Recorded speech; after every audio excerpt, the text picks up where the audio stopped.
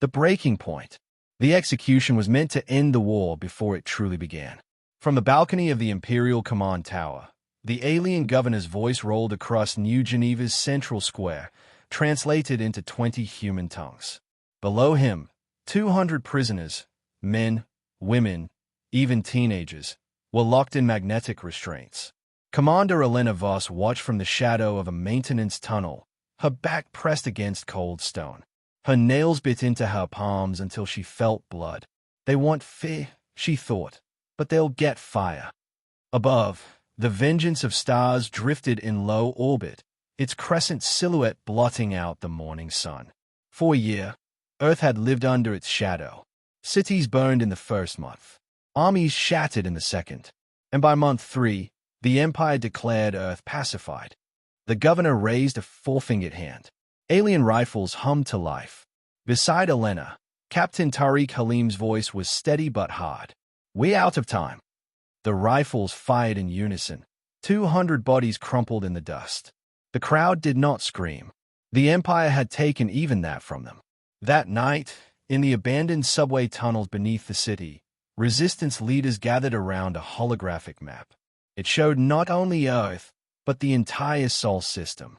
"We've been patient," Tariq said, eyes scanning the room. "But after today, patience is surrender." Elena stepped forward, pointing to a small, blinking red icon between Earth and Mars. "Project Iron Star. The asteroid they think is a gutted mining rock. They've ignored it for years. That's our fortress." The room fell silent.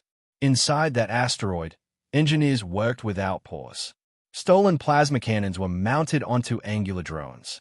Alien shield generators, scavenged from wrecked patrol craft, now protected human weapons bays. Old mining tunnels were converted into hangars for atmospheric strike ships. "We've built more than weapons," Elena said. "We've built the means to take back our world." A resistance tech activated the map's next layer. Target points lit up across the system. Orbital defense platforms, power relays, comm hubs. Every target had a strike team already in place. "We launch in 7 to 2 hours, Tariq said. "Multiple fronts. Coordinated. They won't have time to respond." Elena's gaze hardened. She remembered the bodies in the square, the silence of the crowd, the child's scream that still rang in her skull. "We're done hiding," she said. "When this begins, we hit so hard the galaxy hears it." No one argued. No one flinched. In the hollow of space, Project Iron Star spun slowly, outwardly lifeless. Inside, humanity's heart beat louder than it had in a year. The countdown began. Escalation begins. Admiral Arkath of the Galactic Empire reclined in his command throne aboard the Vengeance of Stars. Reports of isolated human activity scrolled across his console. Petty resistance skirmishes, sabotage of supply convoys, small arms engagements. He dismissed them with a flick of his claw. Primitive irritations, he told his staff. Soon crushed. He didn't notice the faint static creeping into his comm relays. He didn't see the false fleet orders quietly inserted into his network. The first strike came at 2:17 Earth Standard Time. From the shadow of the asteroid Project Iron Star, a wave of stealth drones erupted into space. They moved without heat signatures, their jagged frames coated in radar-diffusing polymer. Each carried a stolen plasma cannon, scaled down but deadly. Target 1. The Empire's orbital defense platforms. Above Earth, Station Theta's crew was running diagnostics when the first drone salvo tore through their shield generators. The station's core detonated seconds later, a silent flash in the black. Target 2. The planetary power relays feeding the occupation forces. In New Geneva, alien troops patrolling the streets suddenly found their exosuits unpowered, their visor displays flickering into darkness. Resistance fighters surged from alleyways, striking before the troops could recover. On the Vengeance, Arkath's calm dissolved as a junior officer shouted, "Sir, Platform Theta, Beta, and Sigma. Gun. Internal communications. Conflicting orders." "Conflicting?" Arkath snarled. "Yes, Admiral. Our own cruisers are exchanging fire." On the Resistance command deck inside Iron Star, Elena Voss watched the chaos unfold via stolen sensor feeds. Titan Squadron, status, she asked. A pilot's voice came back over encrypted comms. 3 Empire patrol ships neutralized. No losses. Tariq Halim grinned grimly. They still think this is random sabotage. They have no idea it's coordinated. The second wave hit minutes later. Human hackers flooded the Empire's propaganda broadcasts, replacing them with footage of orbital platforms exploding and alien troops being routed in Earth streets. Across occupied territories, the message played on repeat. This is Earth. You wanted submission. You got war. Panic rippled through the Empire's garrisons. Without functioning comms or centralized command, they were blind. And humans, Deathworld natives, excelled in chaos. On the Vengeance, Arkath slammed a fist into his armrest. How did they acquire this level of technology? No one answered. By dawn, 7 orbital stations were destroyed, 3 capital ships crippled, and over a dozen occupation zones had fallen to coordinated resistance uprisings. Inside Project Iron Star, Elena stood before the glowing tactical map, red Empire icons winking out one after another. This was just the first punch, she said. Now we make them bleed. The room erupted in quiet determination. The war for Earth had shifted. For the first time in a year, humanity was on the offensive. The Empire bleeds. The Empire's retaliation was swift and merciless. Within hours of the first strikes, heavy cruisers and orbital bombardment ships jumped into the Sol system. Their orders were clear: crush the human counteroffensive before it spread. In the skies over Earth, fiery trails marked the entry of alien dropships. But this time, humanity was ready. From concealed launch sites in the Andes and Himalayas, cloak mines rose into the upper atmosphere. They detonated in bursts of electromagnetic fury, frying alien navigation systems. Dropships veered off course and crashed in deserts, forests, and oceans. In the asteroid fortress Project Iron Star, Elena Voss stood over a holographic display of the battlefield. Blue icons, human forces, were holding against the red tide of the Empire. They're committing everything they have left in system, Tariq Halim said, voice tight. If we break them here, they'll have nothing to hold Earth. Then we bleed them dry, Elena replied. The resistance didn't just fight with weapons, they fought with information. Intercepted Empire transmissions revealed unrest on other occupied worlds.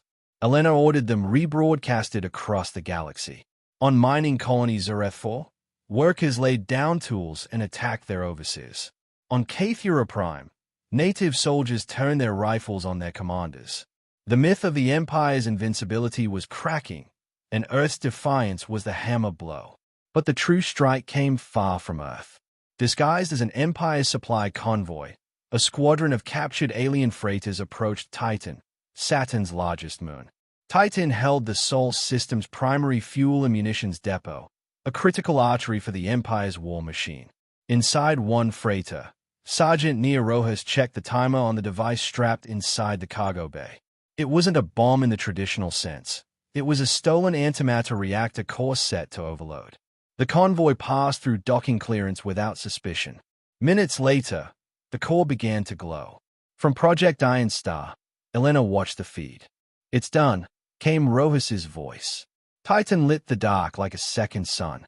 The blast tore the depot apart, sending shockwaves through Saturn's thin atmosphere. Without it, the Empire's ships in Sol would run out of fuel and ammunition within weeks. On the Vengeance of Stars, Admiral Arkath gripped his armrest until it creaked. We cannot sustain this war, he muttered. His officers exchanged uneasy glances. They had never heard doubt in his voice before. Back on Iron Star, Tariq allowed himself a raised smile. That's it. The supply lines are gone. They can't win here. Elena didn't smile. She stared at the tactical display, knowing the truth. No, she said quietly. They can't win, but they can still make us pay. The battle for Earth was tipping toward victory, but the Empire was far from finished. Victory, with a warning. The Vengeance of Stars loomed over Earth like a dying predator. Its shields flickered, its hull pitted from drone strikes and railgun impacts. But Admiral Arkath refused to retreat. Signal all remaining ships, he ordered. We end this now. From the asteroid fortress Project Iron Star, Elena Voss watched the flagship's final push. Empire cruisers descended in formation, hammering Earth's remaining defenses with plasma fire. "They're going all in," Tariq Halim said beside her. "Then so do we," Elena replied. The order went out. Every human fighter, drone, and strike craft launched from hidden bases, underground hangars, and the asteroid's internal base. Cloaked missile pods, long buried in deserts and mountain ranges, rose from their concealment and fired in unison. In orbit, the battle turned into a storm. Empire ships fell one by one, shields collapsing under the sheer volume of fire. But the Vengeance pressed forward, its main cannon charging for a final shot at New Geneva. "Target their reactor," Elena commanded. Full swarm assault. From Iron Star's bays, a wave of drones streaked toward the flagship, each carrying a shape-charged warhead designed to punch through alien armor. Point defense turrets blazed, destroying dozens, but dozens more slipped through. One found its mark. The warhead struck just above the reactor housing. On the Vengeance, alarms screamed. "Containment breach, reactor instability," an officer shouted. Arkath stared at the flashing warnings. "Evacuate," he ordered at last. His voice was heavy with a bitterness he had never known. "This world is not worth the blood it demands."